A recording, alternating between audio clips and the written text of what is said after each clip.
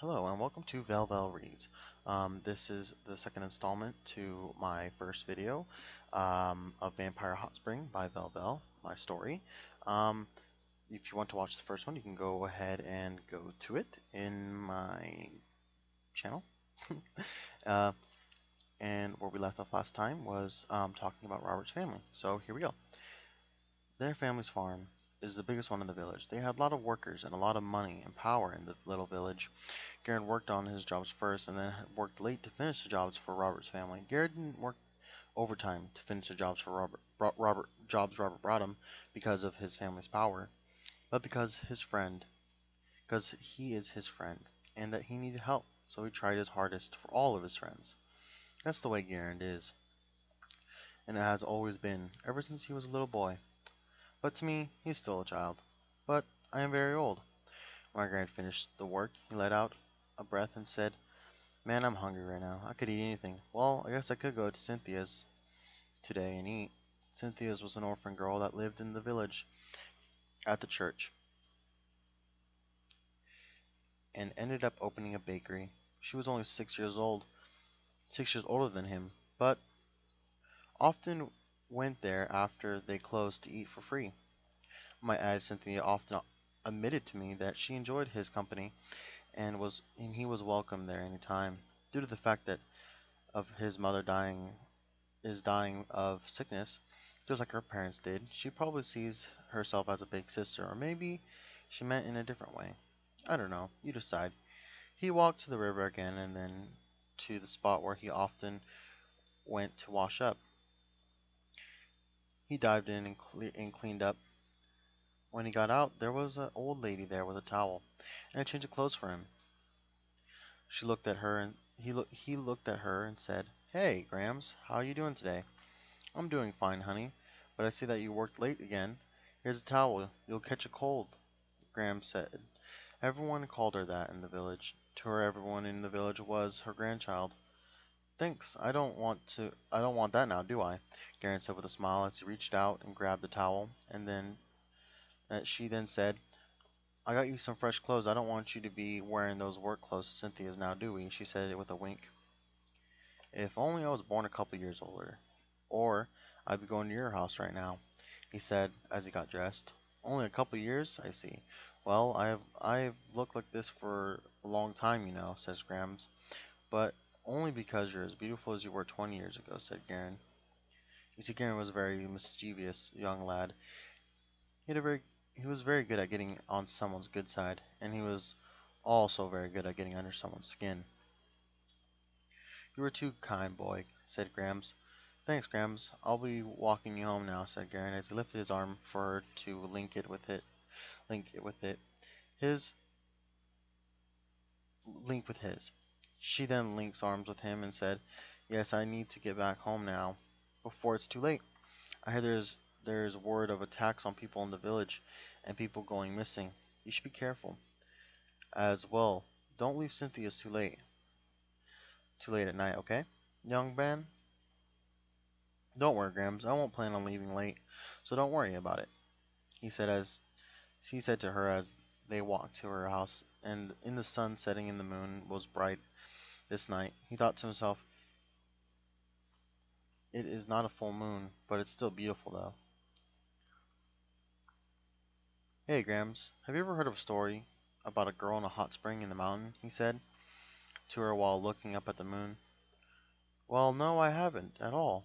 Why, did you hear a story like that?" She said as she looked at him. They were coming up to Graham's house now. He then said, "Yeah, but it's nothing. I'm just wondering," he said as he let out a laugh and rubbed his back of his head. "Well, don't go in to that mountain, you hear me, boy? It's dangerous in that mountain, even in the daylight. You don't know, so don't go wandering around there. You got it?" she said in a very stern voice and stopped walking. She looked at him and said, "I will go from here, okay? So you better listen to what I say, to what I was saying, boy." "Yeah, yeah, I know I won't," he said. "You never change, do you, boy? Well, your mother, say hi to your mother for me," Grim said as she patted him on his shoulder and turned and walked away. Garen then said, "Okay, I will, Grams. Have a nice night." "I will, don't worry," said Grams. He then watched her as she walked to her house to make sure she got there okay, and then said aloud, "Okay, now time to get me some food." He then walked over to Cynthia's shop quickly. For some reason, he felt like he was being watched. "What's this feeling?" he said to himself. The feeling kept getting stronger until he got to Cynthia's shop. The sun had completely set now, and the moon shining even brighter. He walked in and said loudly, "Honey, I'm home." She came out from the back of the kitchen and said, "Oi, you need to stop with the sweet talk. I'll fall in love with you," Cynthia said. Cynthia was the one of the beauties of the small village. She had beautiful red hair. She was tall and slender, and fair-sized breasts. But the best thing about her looks were her beautiful eyes, as blue as the morning sky. "What are you talking about? You're already in love with me," he said in a joking tone. "You may be right about that," she said as she would put her apron away and walked up to him, and gave her a hug. Okay, blah, blah, blah. Retake. "You may be right about that," she said as she put her apron away. He walked up to her and gave her a hug, and then said, What we having today, my love?" He smiled at her as he looked at her in the eyes. She looked down out of embarrassment and said, "I made some chicken noodle soup." "Oh, sounds good. I can't wait to hear about your day," he said in a happy tone. "Really? I had quite an interesting day, believe it or not." She looked up at him happily. "Really? Really? Do tell." He was always good at making people do what he wanted. He ate dinner with her and ate some other things, and he went on his way to his house. He didn't feel like he was being watched again. As he walked to his home, he was met by the lady living in his house that took care of his sick mom. He waved at She waved at him and said, "Hey, how are you? It's really late. Are you going to bed?" "Yeah, probably. I don't know. Yeah, how's mom?" he said to her. "Oh, I see. She is the same as yesterday. Don't worry. I'll do my best to take care of her," she said as she smiled. "Okay, well, you should get to bed now. It is late, okay?" he said as he patted her on the head and walked over to his mom's room, where she lay there sick in her bed. He walked quietly over to her bedside and said, "Graham said hi. She hopes you get better soon." "Everyone wants to get better, Mom. I'm going to be going right now. Talk to you later, okay? Get better." He he walked away, and the young lady that took care of her was standing at the doorway and said, "What about your dad?" "What about him?" he said as he kept walking past her and down the hallway towards his room. She then said, I'm sorry. Don't worry about it. Now go to bed. It's getting really late," he said as he walked in his room and closed the door, and he changed into some different clothes to go out again. As he grabbed his knife and bag, he left out his window. He started to walk to the tree bridge. As he walked through the village, not a soul was in sight. Not once did he see a cat or stray dog, not even the young ones that would sneak out. Not a soul, not a sound was made from the town of Drigdrag. He walked through the town as he remembered what Gramps told him. "I hear that there was words of attacks on people in the village. People are going missing. You should be careful as well." He looked around and thought to himself, "Well, I guess everyone must have heard by now and taking it really seriously." He kept walking through the town to the path that led to the river. As this was happening, so was something else. "So why haven't you eaten him yet?" the owner of the treasure shop said. The tall lady in the black cloak then looked down at the shopkeeper, and then she said, "Or are you going soft?" "Of course I'm going to eat him and leave him dry," said the lady. "I would expect nothing less from the Queen Selene Desponia," the shopkeeper said with a smile. You see, the only person more mischievous than Garand was the shopkeeper. "I just haven't found the right timing for it. I want to cherish him for all he is worth." "And what is it to you, you witch?" said Selene. She smiled as she touched her lips, and her lips, which then looked up at her. "Oh, nothing. I'm just documenting everything that happens around this mountain. It is my curse after all. She then sat down on the rooftop that they were on top of and said, "Well, would you like some help with that?" "How would you do that?" said Celine. "Well, you see, just carry on as you are now and everything will work out, trust me," said the witch. Then she hopped off the roof. Gary then walked over the bridge and said aloud, "Well, let the search begin." He then searched all over the mountain and found nothing. He he didn't go out too far from the river because he might get lost. He didn't get lost easily, but in the woods of Drigdrag it is very easy, even for the best scouters, to get lost. He walked and wandered around and wondered why. He was not scared like last time. He then said it must be because I scared off whatever it was that was following me off. "I'm so cool," he said.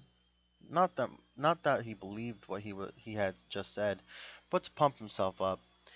He walked through the woods and around where he could get back out to the sun started to come up. He said, "Oh shit, I have to get going. I will for sure find it the night after that." He then ran back to the town, but he felt at peace with the world. At that moment, as he came to the river, he saw it, the thing that had been watching him. It was up the mountain. He couldn't make it out what or who it was. All he could see was the pale skin on her face and the red lips, his lips that were smiling. He felt like passing out, but he forced himself to keep standing there. Then the lips moved. He tried to make out the words it said, "Be careful." Then fell back in the water, and the shock of the cold water snapped him out of the trance. He was he was in. Then he jumped up and looked at where the person had was, and nothing was there, and nothing was around it. Nothing was around it either. He placed his hand on his head and said, "Wow, I'm just losing it now." He then looked down at the river and said, "This is the second time you saved me," and then let out a laugh. At this time, he was right next to the big tree. "Well, this makes it easy for me," he said aloud as he walked across and back to where the path is. He then looked back one more time. The feeling of something watching him was gone, but he knew for sure it was that person. He then turned around and was by the stare of Cynthia. She smiled at him and said, "What are you doing, silly? Why are you all wet?" Uh, well, you see, I was walking and I ended up falling down in the river on some loose rocks," he said as he scratched his head and then looked. She then looked at him and said, "So are you going to work?" "Yeah, I am. It is time for me to start. What about you? Uh, what what about you? You start around the same time as me, right?" he said to her with a smile. "Yep, I got to cook all the yummy bread and think of what we're going to have for dinner," she said, then let out a giggle. "Oh, I see, and thank you for all your help," he said as he bowed slightly. "Stop, stop, stop, you silly. I love it. I love to do it, and I'm getting what I want out of it too, you know," she said. "That you are, little one. So, shall I walk you to your shop this fine morning?" he said as he lifted his arm to be looped around. She looped her arm around him and said, "If you get me wet, if I get wet, you'll have to take care of that, you know." She then looked up at him. "I'm sorry to inform you, but all I can do is make you wetter, not drier," he said while still looking forward without even cracking a smile. Then he looked down at her and said, "I'm just kidding." He then let out a smile. She looked away from him quickly and started to blush and said, "You're so mean to me, you know that?" "What are you saying? Let's hurry. I got things to make and got things to bake, and you got things to bake," he said as he let out a laugh. He walked her to the bakery and then said as he turned around and bowed, "I hope you have a great day. I'll talk to you later, my dear." She blushed and said, "Thank you for your help." Then it went, he went to walk away. Cynthia said, "Hey, be careful. They're saying that it's dangerous to be outside late at night because of some attacks. Don't worry about me. I can handle myself. Don't worry. He said, yeah, but Father said that there were not normal attacks, so please be careful. She then said in a pleading tone, yeah, yeah, I'll be safe, he said again, and then he left. As he walked to his shop, he ran into Robert. He waved at him and thought to himself, ain't it a little early for him to be up right now? Hey man, how you doing? Robert said. I'm doing good. I'm just about to go to the shop right now. What are you up to? Said Garand. I'm just going home from Billy's right now, he said as he rubbed his eyes. May I ask why the hell were you coming from there for? Said Garen. Hey, you like to run around and do crazy things, as I like to drink, so don't judge me, he said. Robert in a joking tone. No, not what you were doing. I already know what you were doing, but why didn't you go home last night? Said Garen. Well, Father said that it'd be dangerous if we went out at night, so Billy said that we couldn't leave, and we had to stay there that night, said Robert. Oh, is that what happened? Garen said as he rubbed his back of his head. Well, well, the weird thing is that when I was drinking with the father, he said some weird stuff about the attacks, that they were done by demons from hell and all that stuff. I don't know, but be careful, man, Robert said to him, and then Garen thought for a moment and then said, hey, do you know where I can find a map of Drigdrag? Do you? Why would I know where that is? He said he said as he rubbed his chin and said, but if I find one, will the work I gave you be for free? Garen laughed and thought to himself, he is always trying to make me work for free. Yeah, yeah, I'll do one for free, but you have to find that map, he said in a strict tone. Okay, you got it. I'm not going to ask you what it's for. God only knows I can't deal with it the way my head hurts, Robert said. Okay, you're the best man, Garen said as he reached out and grabbed his hand, and the two boys went their separate ways. He then walked to his shop and started to work as he always did, and he went about his life like normal, not going to the forest for 3 days. He didn't want to see the person again without a map. Rob didn't show for his tools until the fourth day. Everything changed. He was working like normal, and he looked at the tools Robert wanted him to make, and then thought to himself, man, he must really want to get it for free if he needs the money. He can just pay me later or something. Hell, I would even take meat as payment. But I think it is something else. You see, Robert and him, since they were kids, they've always tried to beat or outwit each other. All the time. Robert tried. He couldn't even once. It is now getting late. When the when the door to his shop opened, he thought it was Robert with the map, but it was Cynthia. Oi, what are you doing here? Who's watching the bakery? He said as he whipped out his hands and walked up to her, and she smiled and said and had a basket full of pastries and bread rolls. She reached the basket out to him and said, here is some leftovers I thought you might want them. Leftovers? I want fresh ones, damn it, he said in a joking tone. He reached out and grabbed them and patted her on the head and then said, I'm joking. I would love them, thanks. Ain't this how we first met, coming over to my shop when I was working to bring leftovers? You're welcome, and yeah, I did bring you some now, didn't I? She said, looking down. He knew that they weren't leftovers, they were fresh ones, like the ones she brought him the first time. So, how are you doing? He asked her. I'm doing fine. We will talk later at dinner, okay? I gotta get back to the shop before everyone else gets there for morning shopping.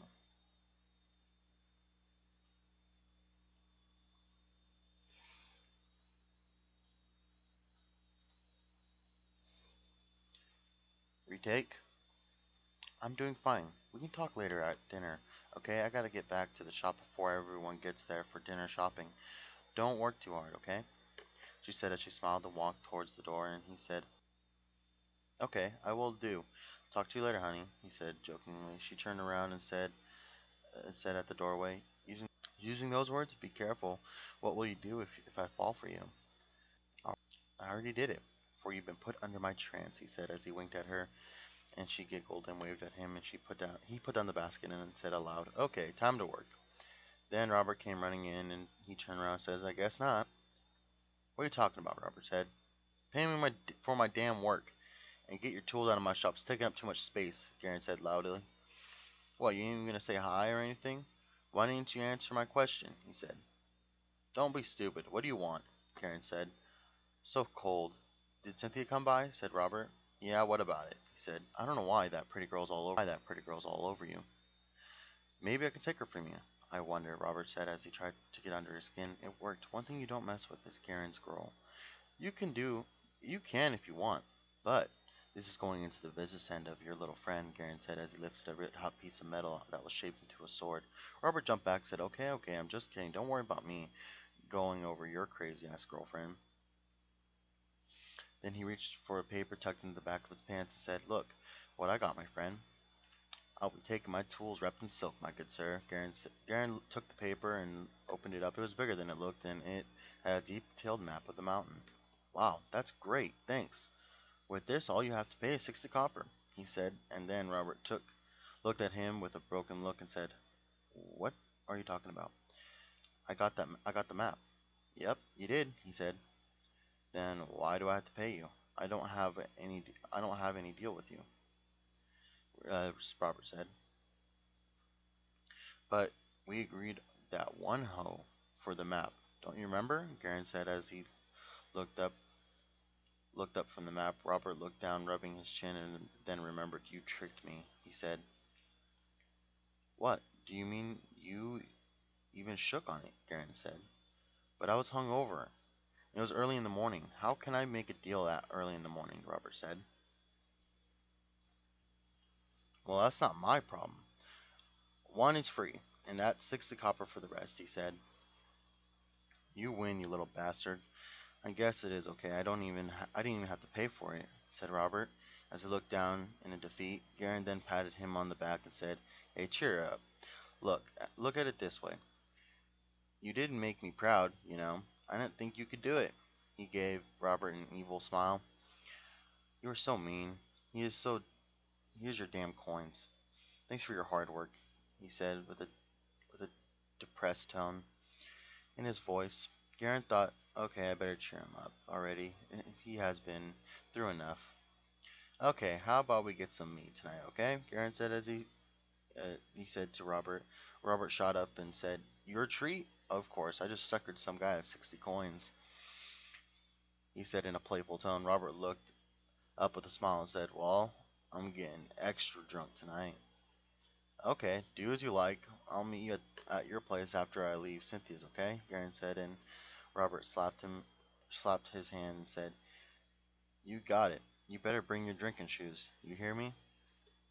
"Yeah, yeah, I will. Now get out of here, you fool," Garen said as he patted him on his back and laughed. Robert then got his things and went to walk outside. You take care. You take care. Later." "Yep, see ya," Garen said as he closed the door behind Robert and went back to work as he normally did. He opened up.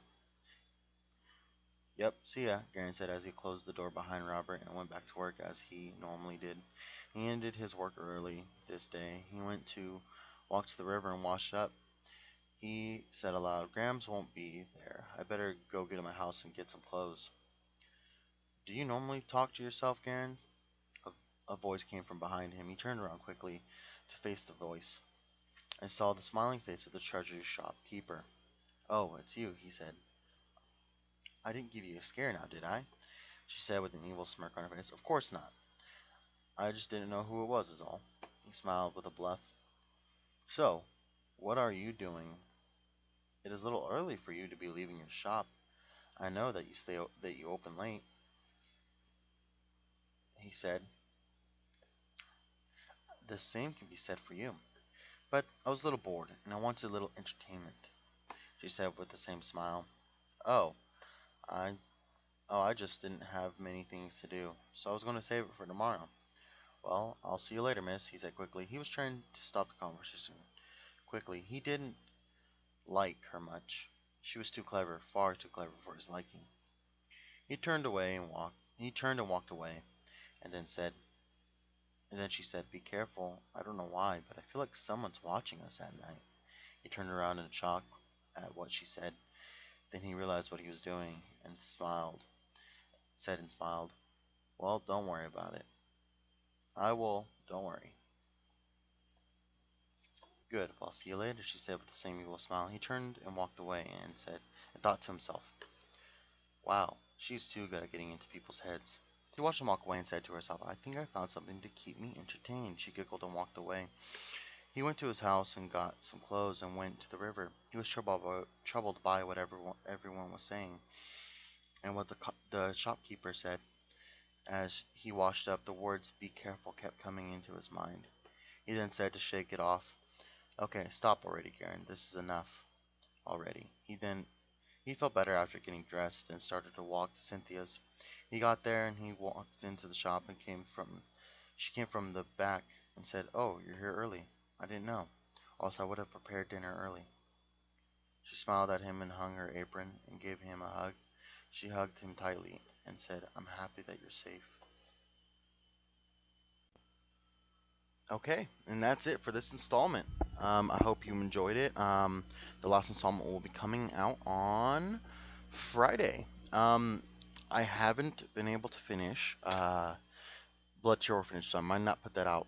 But in return, I will read off some of my uh, Dead Boy and a Lonely Girl for you. So it's not a scary story; it's kind of a love story. But I wanted to do a horror story for you guys. Either I'll make Blood to Your Orphanage really short. I'll see what I can write in a day, and well, a couple hours, because that's all I have. Anyways, I'll see what I can do.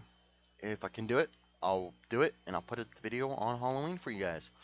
I hope you guys all have a great day. Talk to you later. And this has been Velvel Reads, and I hope you all have a great day. Talk to you later.